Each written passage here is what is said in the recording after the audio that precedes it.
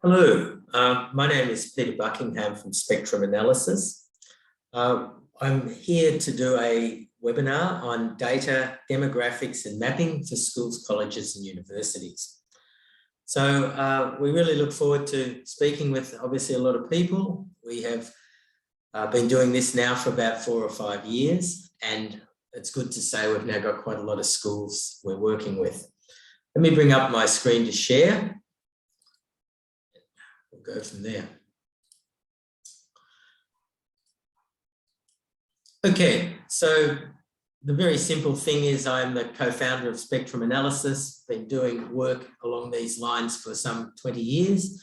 And my past history, I guess, it comes into a bit of effect in the way I think was I worked for Caltech's oil company for 20 years.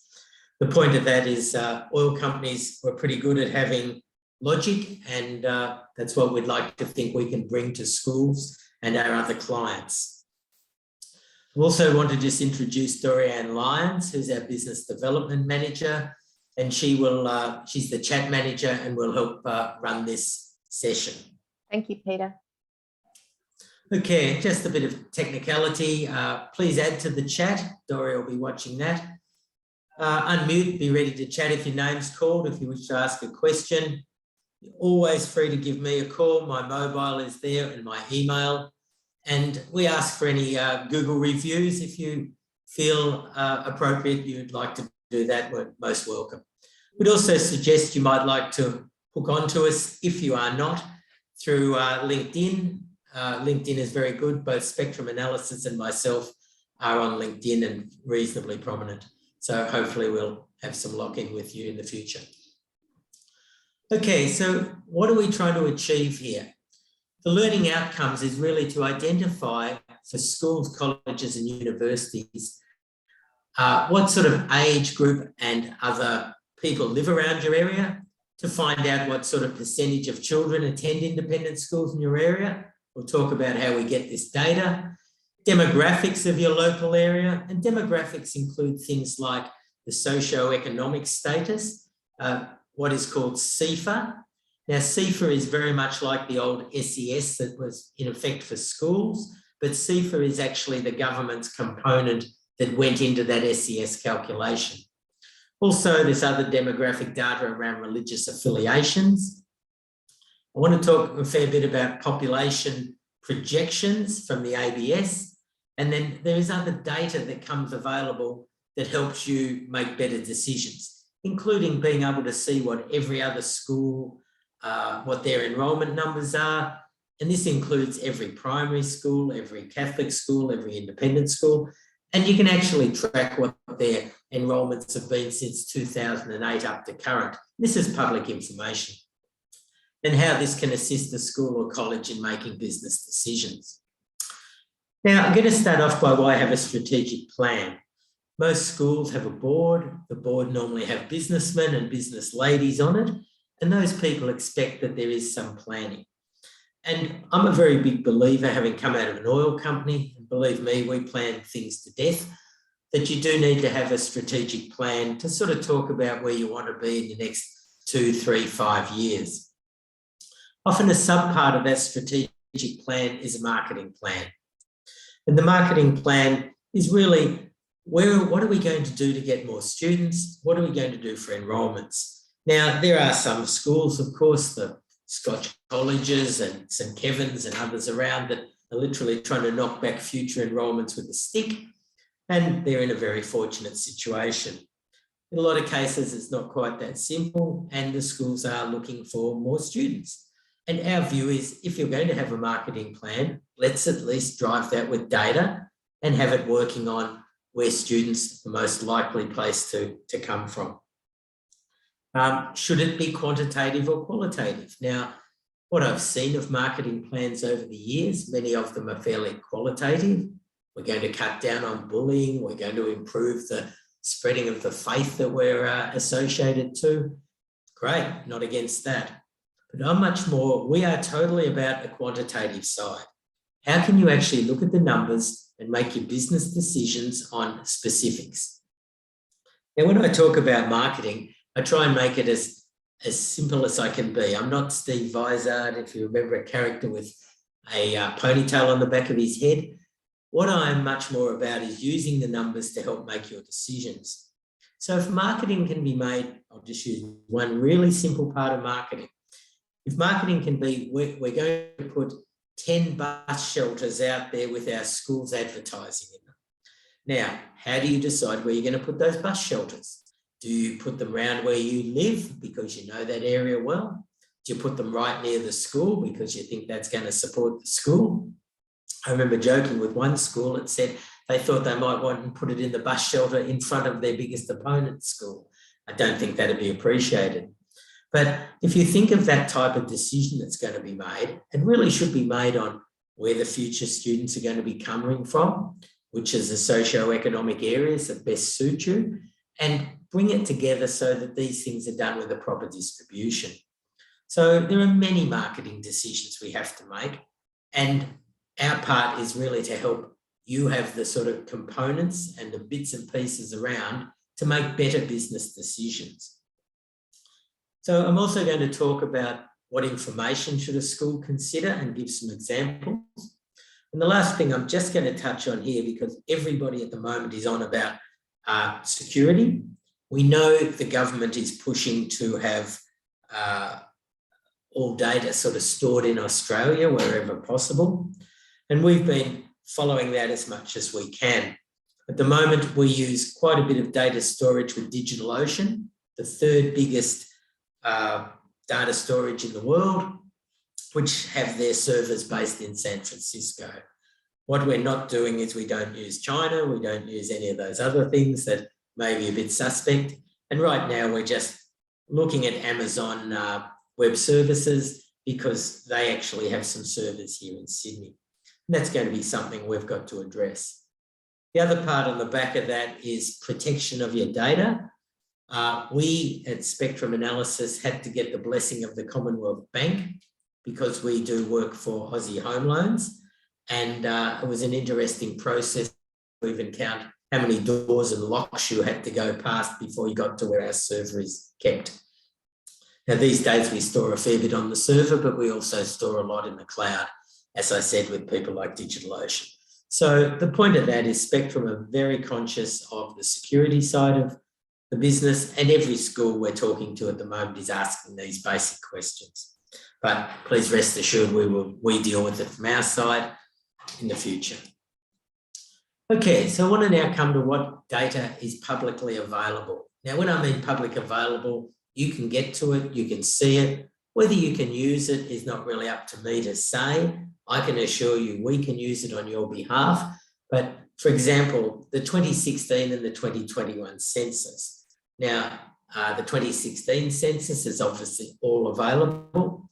We like to aim people to look at a thing called Quick Stats, QUIKSTATS, within the ABS website. And that allows you to look at basic things like how many people live in an area, live in a suburb, live in a postcode. You can do a lot with that. Now, 2016 census, getting a bit stale, as you would understand. And basically the 2021 census is coming out in June next year. Now, we're looking forward to seeing that. It's one of our 3 most important data sets we use. And the 2021 census will also give us the data on how many boys, girls come out of each area and what type of school they go to. And I'll come to that in a minute. So anyone saying, look, we need to see the 2021 census right now, mission impossible. And at the moment, their time of doing it is expected to be June next year. Could get put back, could come a bit forward, but we're on top of it and we're dealing with the ABS on it. So census does help us look at specifically for any area, whether how many boys, girls come out of that area, whether they go to preschool, primary school, or secondary school, and then whether they're going to government school, Catholic school, or independent school. Now that becomes very valuable. And what we've found is we've done some work on this, that it obviously attaches to the socio-economics of an area. The higher socio-economic areas might be something like Double Bay or Toorak, are probably having 80% of the children go to independent school at secondary level. A lower socioeconomic area might be more like 10% go to independent school. Now that's partly by what schools are in the area. The next big one we will come on and I'll talk about is the ABS population projections 2017 to 2032. Now in every 5-year cycle, it takes them a couple of years to get organised, and this data came out in October 2019. And it talks to us about how many boys or girls there are in each area. They use SA2s, standard area 2, which is very much like a postcode. Not exact, but near enough for the purpose. And it then tells us how many are 0 to 4, 5 to 9, 10 to 14, 15 to 19, etc., etc., etc. And then it tells us how many children, boys or girls, they expect to be in that area from 2017. Obviously, we're now at 2021, and they run that data out to 2032 by year. The interesting thing there is where some state governments and others decide that they will project populations to 2045 and all sorts of different combinations. The ABS, which is the biggest player in the game, they get all their data from councils, they then feed it up, they get state contribution, then they make their call, including political numbers to do with whether immigration is going to get higher or lower, and our birth rates and things of that nature. And so to us, they are the gold standard that we like to use, and they're Australia-wide. So it's none of these things like Tasmania might be a bit optimistic on where they think their population's going to go. Queensland might be a bit pessimistic, who knows? This is the ABS's view from the top down. I'll give you an example of that in a minute. The next thing is socioeconomic index for areas. The ABS comes out about 2 years after the census, have a system that says Mr. and Mrs. Average lives basically at 1,000 for Australia, a score. One standard deviation to the good side, 1,100. Two standard deviations, about 1,200. And there aren't many places that come in much above 1,200.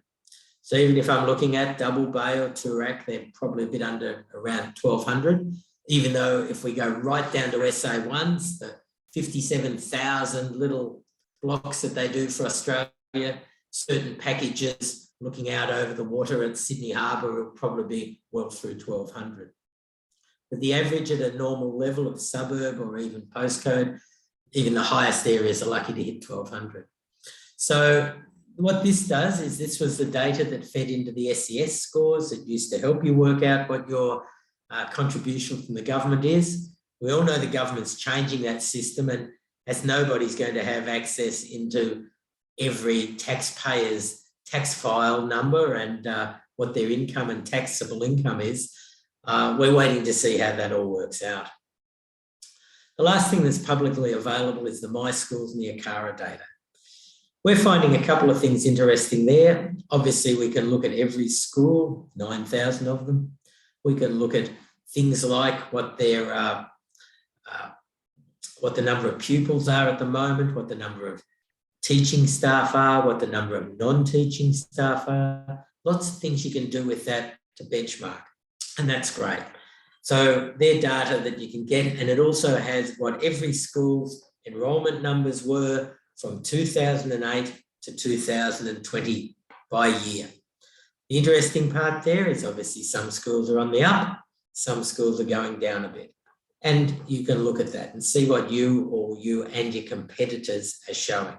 Now, this is data from that, I think it's in August every year, you have to put data in, that's what it is. And I don't think it includes ELCs. So it's trying to be consistent, and it's a good starting point to see who's on the up and who's on the down. So you have your own information, and what we do in the projects we bring together is obviously look at your information combined with all of the data I've just talked about, and then we can start making constructive decisions on what should be done from a strategic planning view with your school.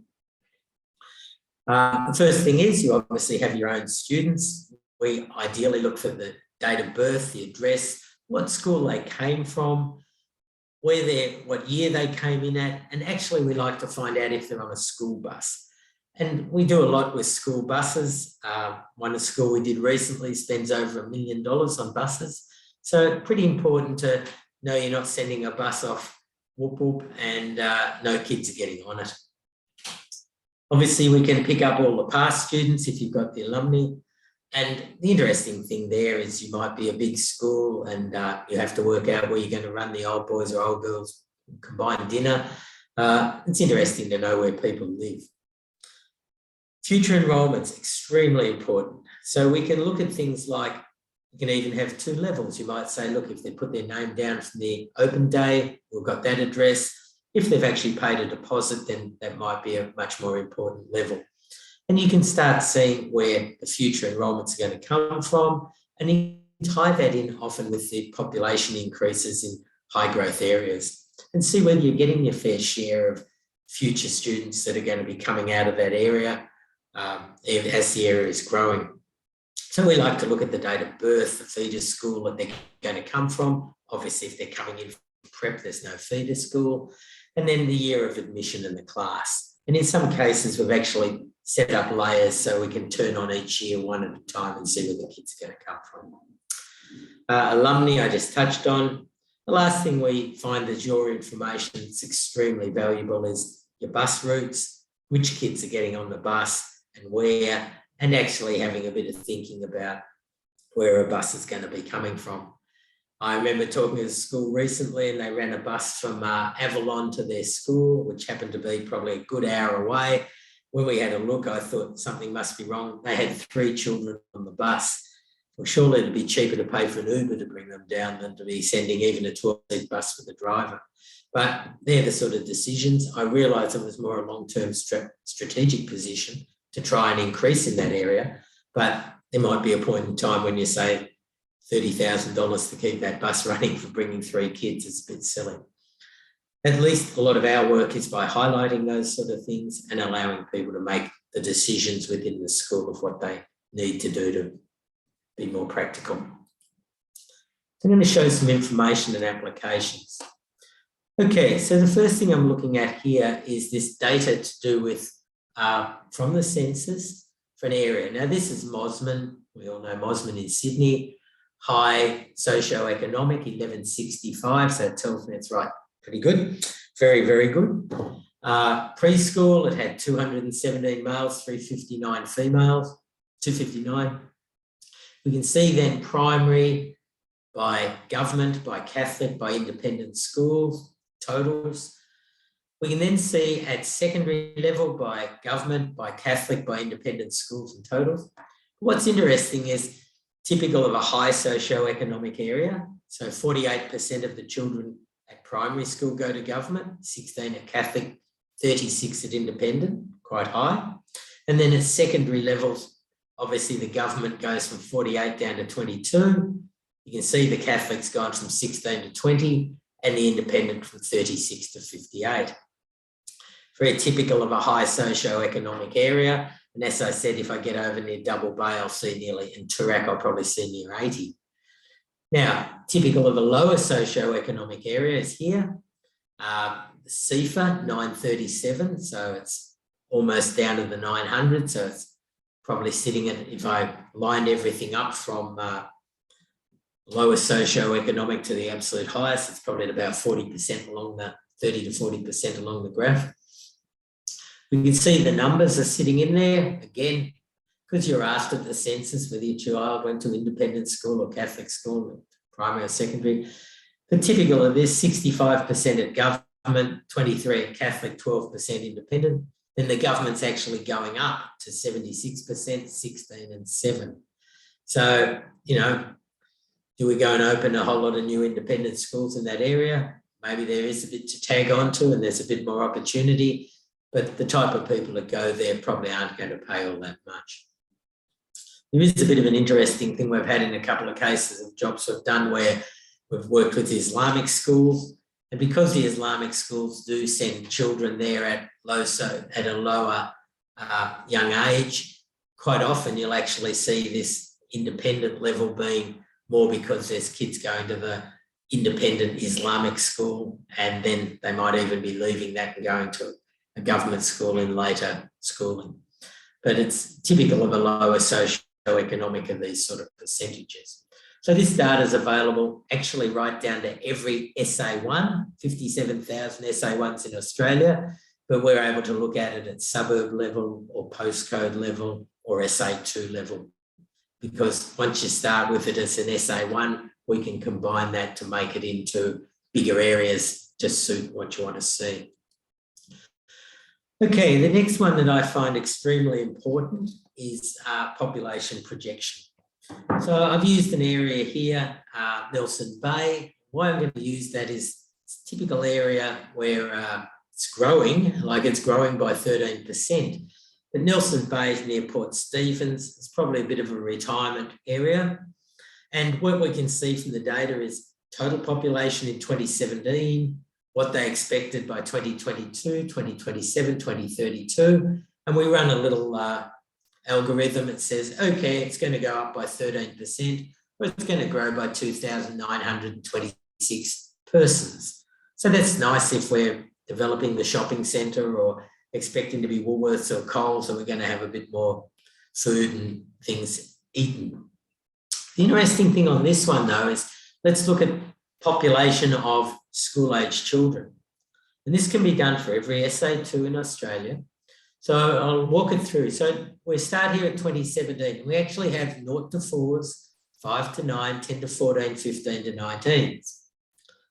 We then have it at 2022, same. We then have it at 27, 2032. What we do here is we drop the 0 to 4s. We said, for simplicity, they're not at school.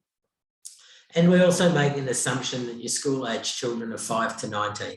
And we do, if people want, we could do it 5 to 18 or whatever. But let's just compare apples to apples as we go. The interesting thing about this area is it's actually going to go from 3540, 3565, so up 25, down to 3501, and then down to 3388. So the ABS are actually saying it's going to drop 4% in school-aged children or drop off by 152 children. So interesting, growth over here, total population, dropping in the number of school-aged children. That's often very typical of two areas. One is these retirement areas, and I could name half a dozen across Australia very quickly. Or you get the areas, and I'll use Mill Park in Victoria and Endeavour Hills, areas where the whole development got built 30, 40 years ago. Maybe some of the Hills area in Sydney. All the houses were built, mum and dad moved in their 30s, had the kids. Mum and dad are still sitting there, kids have gone, houses have not totally resold, maybe 50% have, and if that. But what you see is nothing changes in the number of dwellings in the area. It's not high enough value that they're knocking down one house to build 3 townhouses or building big sets of apartments. So the number of dwellings is constant, but the average number of people per dwelling is dropping. And I remember talking about that a few years ago when it was just under 4. It'll probably be about 3.2 or 3.3 this census. That's number one. And what's dropping is the number of kids that are in the houses, either because they've grown up and it's now empty nesting, or just we're not having 5 or 4 kids or 3 kids, we're having 1 or 2 kids. So you see these areas happening. Now, the contrast to that, and I'll show you a couple of, an interesting one is Truganina is in the Werribee area of Melbourne. Werribee, the southwest suburb of Melbourne, Truganina and Tarneit, absolutely going huge. And you only have to look at this for their school-age population. So it's even to the point that in 2017, the number of 0 to 4s was way higher than the number of 15 to 19-year-olds because the kids, mum and dad had just moved in, were having kids. This really hadn't grown yet. The area hadn't developed enough. By the time we're 2022, now going from 3.7 to 5.5, you can see each of these numbers skyrocketing. By the time we're getting to 2032, we're now at 8,500 0 to 4-year-olds, 7,800 5 to 9-year-olds, etc.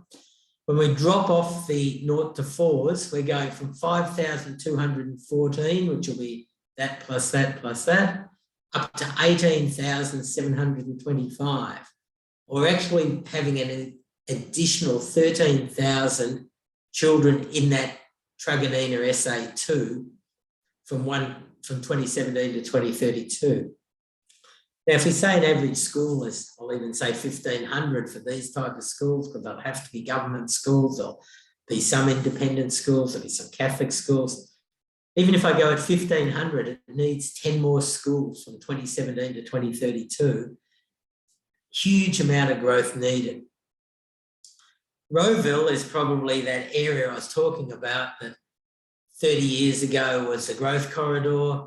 Mum and dad are still there, but the number of school-age kids is going to drop. So if you happen to be a school in the Rowville area and you're thinking of doubling up your campus size or doing something like that, it's probably not such a great idea. Maybe you need to go and put a second campus in over at Truganina. But it just gives you an idea of data that we can see and that really should be used for the judgment. Should be used for the judgment if we're going to do new schools, should be used as the judgment if you're going to do some development, and right down to your marketing as to where things are going to happen. Now, we're involved in 6 of those projects that AIS New South Wales ran recently, where they asked schools to submit for growth corridors to have a share of $60 million. And we ended up doing 6 of those schools out of the 25 that were asked to apply. And we were using this type of data to substitute or to verify what the AIS New South Wales wanted to find out. And I must say, David Bully told me he gave us a tick for what we'd done. Okay, the second thing I'm just going to show you here is this data I mentioned about enrolment data. Publicly available, so technically you can go and find it and track it and try and work it out yourselves. But we actually offer to send this to you for free. Just the sheet that it covers your school. You only need to send an email to Dorianne or myself and we'll just shoot you one of these. So this is an example. Sorry if anyone's on board. I think PAs, hopefully someone may be here, and I just had this set up. There's no bad news, so I thought I'd leave it alone. But PAs have effectively gone from 956 in 2008 up to 1,116, up 16.74%, all nice and safe and plodding along pretty well. Shows us boys, girls, shows us what the full-time teaching numbers are and what the equivalent of non-teaching staff are. So this allows you to be able to go in and benchmark yourself against similar schools if that's what you want to do. And that's what we do as part of your projects if we're working with you. Now, this is a completely different story. It's a school here in Melbourne. It's actually a girls' school. And it's gone from 1,111 in 2008 down to 935. So it's actually down 15.8%. Now, it's interesting here in Melbourne, and I've talked about, and I've got an article coming out about it, where a lot of schools there were 20 APS and AGS schools that were all boys' schools back when I was young. 12 of those have gone over to co-ed, so only 8 are still pure boys' schools. And what has happened is the co-ed total numbers are going up about 15 or 20% over this period. The pure boys' schools, and I'm talking Brighton Grammar, Xavier, Camberwell Grammar, they're up about 8 or 10% over this same period. But the group of girls' schools, which we looked at, which was about 10 or 12 girls' schools, that actually moved from having, I think, 8,000 students at 2008 to actually be down by about 18 girls. So basically zero change over that whole period of 2008 to 2020. And on the contrast, the only one we know that went the other way, it's a fact, was Kilvington. And Kilvington actually moved from being a pure girls' school back to being a co-ed or to being a co-ed school. So especially here in Melbourne, there has been some pressure on different types of schools, but typical of one of these pure girls' schools is you can see how it's dropped. Now, when we do talk about data, we like to make a couple of areas, and we have a catchment area, we have a major catchment area, probably where about 70% of the students come from, and a minor catchment area might be the next 15 or 20%. And the data you can create quite easily is what is the population, So major, minor. In this case, we've put the whole of Sydney. Greater Sydney, we mean Newcastle to Wollongong. What about total New South Wales and what about total Australia? Now, these are census figures because right now you'll tell me Australia totals 25, 26 million.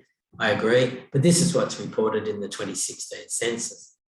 So we can look at the area, the major catchment. We can see what percentage of how many 5 to 18-year-olds there are, what percentage of the total population was 5 to 18, what the growth is from 2017 to 2032 in total growth, what the growth is in the 5 to 18s from 2017 to 2032. So in this case, total growth 26%, but 5 to 18s is actually 28%. What the CEFA score is, that socio-economic index for areas.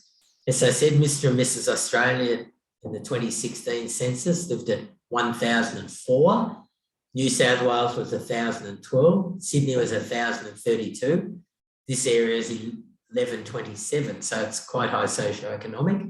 We can look at what the average income, household income is, and we can look at the average age. Now, the average age across Australia is 38.6. You can see how different things move around. Doesn't move much, but you'll get if the area was one of these really high growth areas of Werribee or something like that, we'd probably be seeing about 34 or 35. If it was Port Stephens, I'd probably be seeing about 42. So you can get the feeling of what the age is. So what value can we achieve?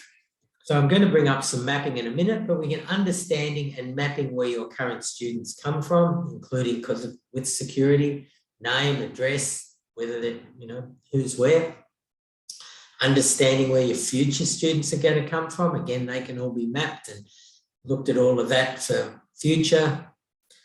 Identify the growth areas and where to market to. So growth area really is a combination of more children and probably medium to higher socio-economic. Mind you, we can also have religious percentages, whether that be Catholicism, whether it be Islamic, and the Islamic ones are getting interesting. We can look at mapping all the bus routes and make sure they're effective and which children are getting on which bus. That can even be, hey, we better we can identify which children aren't on the bus. Maybe their parents don't know that the bus runs 100 metres from where they live and just need some phone calls to do a bit of canvassing. Don't know, that's your decision, not mine. And sort of understanding what is available information, because available information, in my view, leads to informed decisions, not wet finger in the air.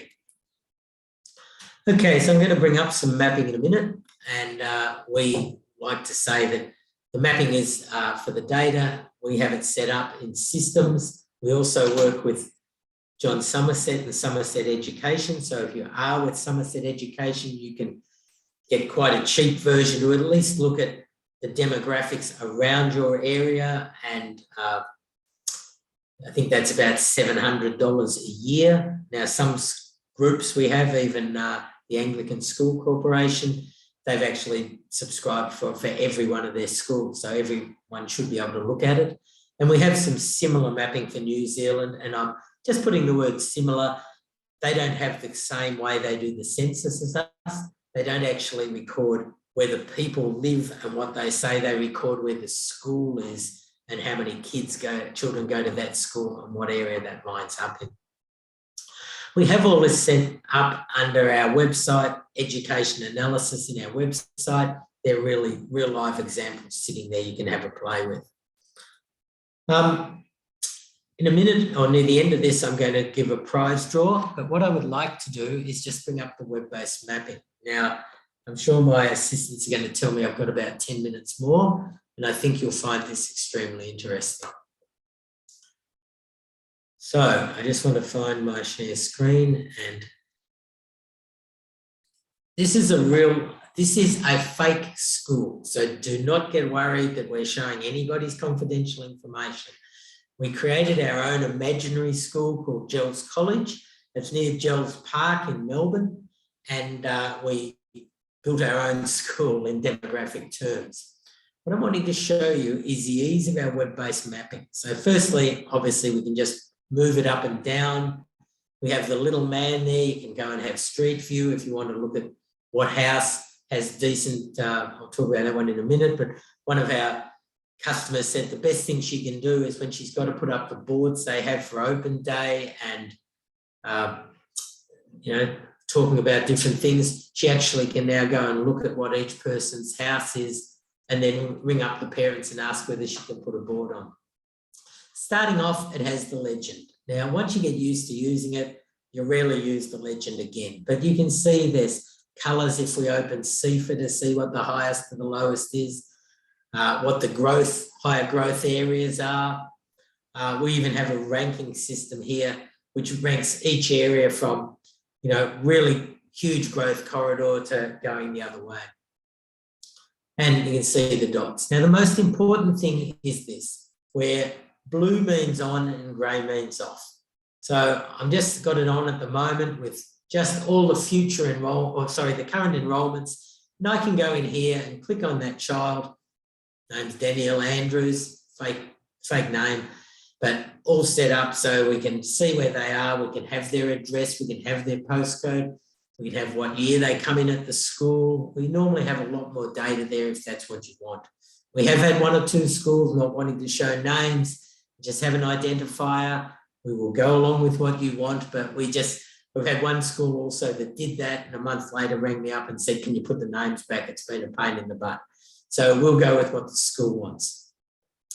Now we can turn on future enrolments instead of having we can then see that child there is Michael Bignell, date of birth, going to come in at year 5. We can even have what school they're coming from. We can have which year they're coming in, all of this sort of things. And in some cases, we've even had it so you can have a separate layer for next year's children, for the year after, etc., etc., etc.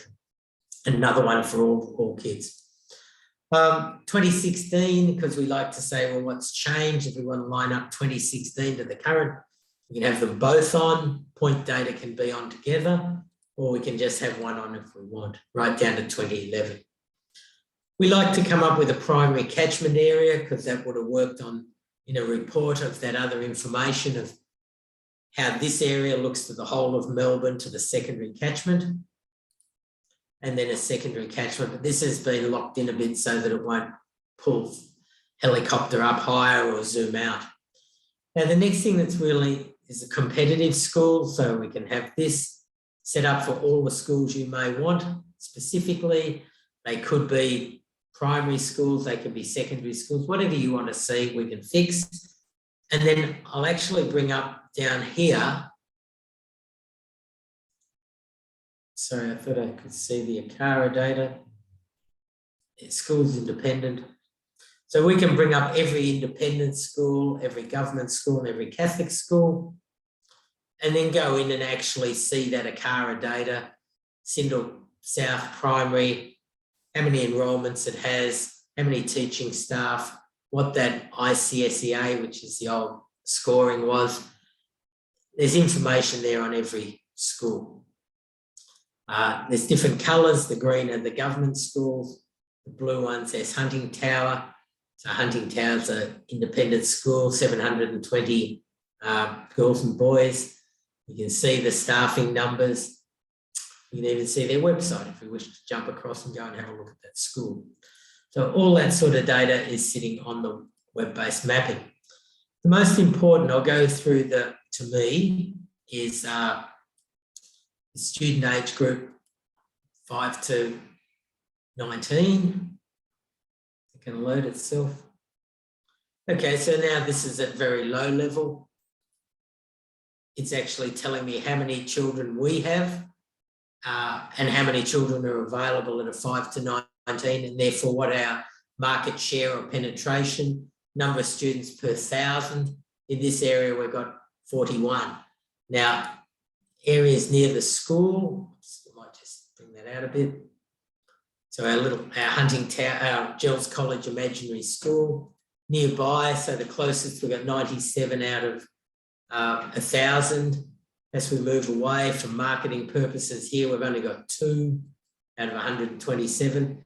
So we're actually looking at the numerator as the number of children that go to the school, the denominator of being total population that's available.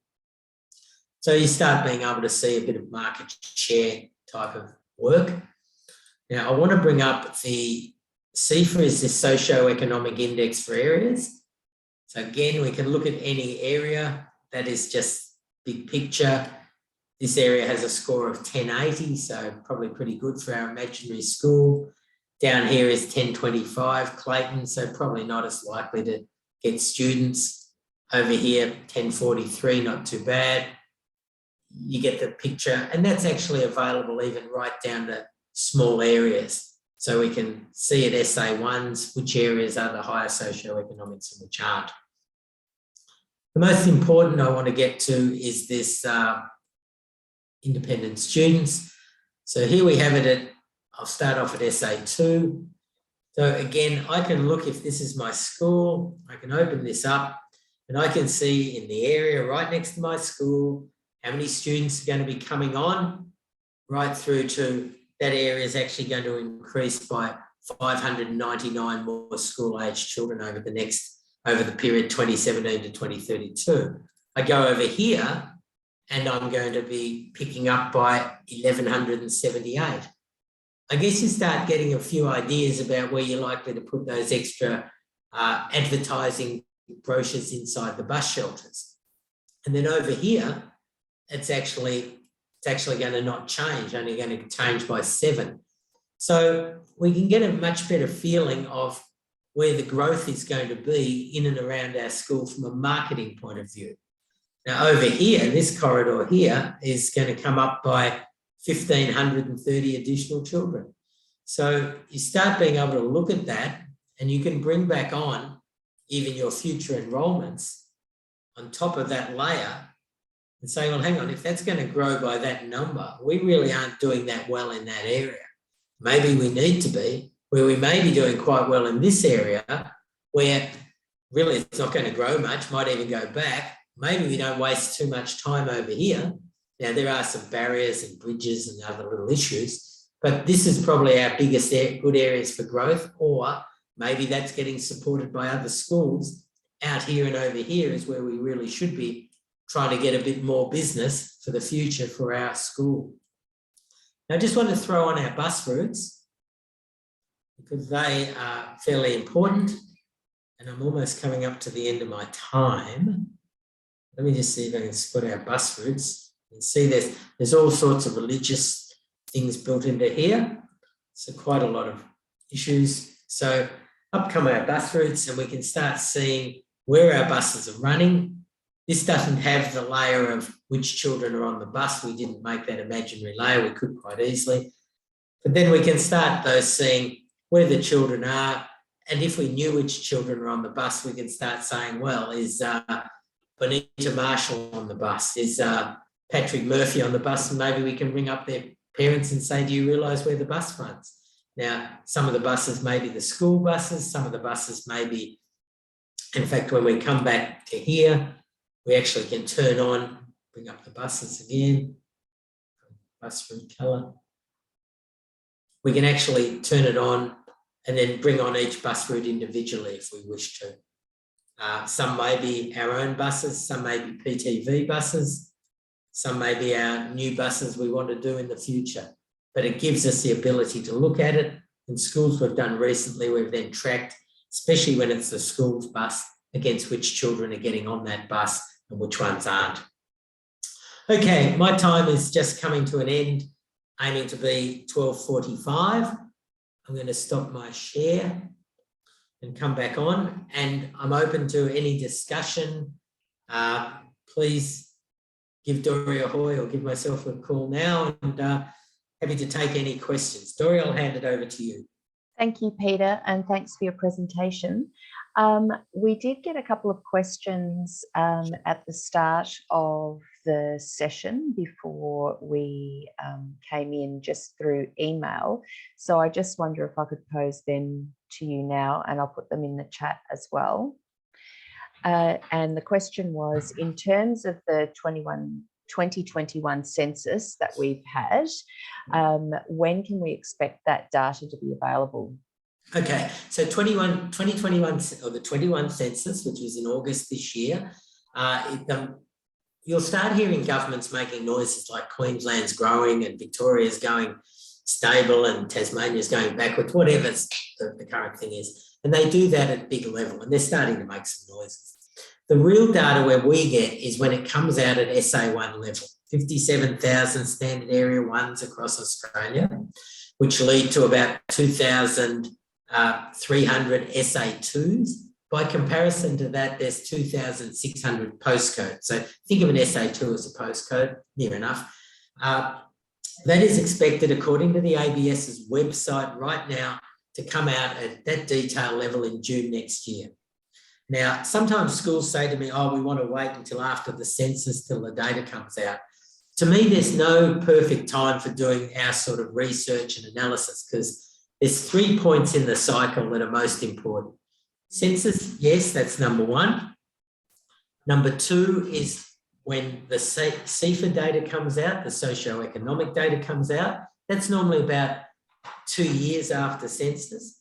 And the third thing that's most important is when the population projection data comes out, and that actually came out in October 2019, and I imagine the next lot of that won't come out till 2024.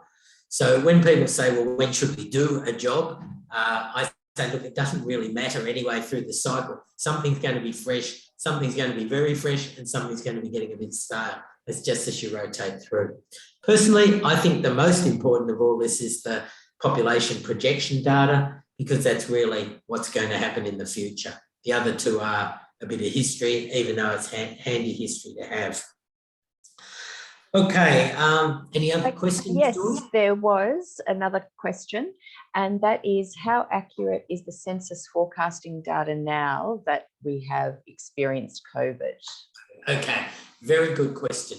At this point in time, all we're seeing is the ABS keep coming out with some real broad stuff. It will say like Queensland's up by 5% and Victoria's gone down by 2%. And we all know that international students are not being allowed in. It sounds like that's all about to change. I'm a believer that big picture, not much will change. I've got circumstantial evidence of one school that had been going backwards up on the Sunshine Coast, dropped down to 820 students. It's now gone up to 910. They were so flat out, they had us doing a project and they took a long time to get done. I don't think it's really big picture stuff that's going to make, unless you happen to be right on one of those, that Queensland, Gold Coast or Sunshine Coast that are getting the really big numbers. When you start seeing those numbers, it might be, oh, they're up by 5% or 10%. But and people will be going, oh, well, therefore Melbourne or Sydney must be down 5 or 10%. But their population is 250,000 and you add 10% even, it's up 25,000. Sydney's population, Sydney, Newcastle, Wollongong is 5.5 million, and you take 25,000 out of 5.5 million, you'll hardly notice the hiccup. And look, we're all expecting international students to come back. And when Josh Frydenberg put out his intergenerational report, they made the comment that by 2060, they think we will be about 6 years behind where we're expecting to be in Australia with population due to COVID. But they only have to, at the moment, the current thinking was the population increases were going to come up by migration of about 190,000 people a year. They then had it planned in the next couple of years to be lifting to 230,000. They'll only have to lift that to 300,000 for a couple of years, and they'll be back on target where they were going to be. And there's no doubt Australia needs to have immigration big time. Another discussion I'm not going to take on now. The net effect of your question, let me just finalise it, is the ABS have not told us whether they are going to give an update of the population projections at SA2 level, which is what we would need to see, yet or not. I'm suspecting they won't, and I suspect that in most schools' cases, unless you happen to be on the Sunshine Coast or somewhere like that, it'll make very little difference. If you were sitting in the middle of Burundara, Camberwell, like we are here in Melbourne, it's really making very little difference. The growth corridors, the Werribees and the Marsden Parks of Sydney, they were going to fly anyway, and they will fly. So it might be, instead of flying by going up by 13,000 children over the period, it might only go up by 12.5, but it's still going to go up big time. And I often joke with people, no longer how long you wait, St Mary's isn't going to become Bondi Junction, and Bondi isn't going to become St Mary's, no matter how long you sit and wait. Socioeconomics, they'll all move up and down reasonably in comparison, and I don't think it's worth worrying too much about it. But at this stage, the government aren't telling us they're going to do anything particular. I'm seeing one or two companies making some predictions. I tend to prefer to sit back and take the ABS's word at this stage. Thanks, Peter. There are no other questions at the moment, so maybe you could progress through the last few slides. But I do see there that we're going to announce our winner. Let me just, what we do is we do a mapping project, mapping package, which people buy, a lot of people subscribe to through John Somerset Education. What we're doing is making one of those available for free. If your school already has something along that line or already are a Somerset things, maybe we can put all your students on it as well and do you a bit of a special.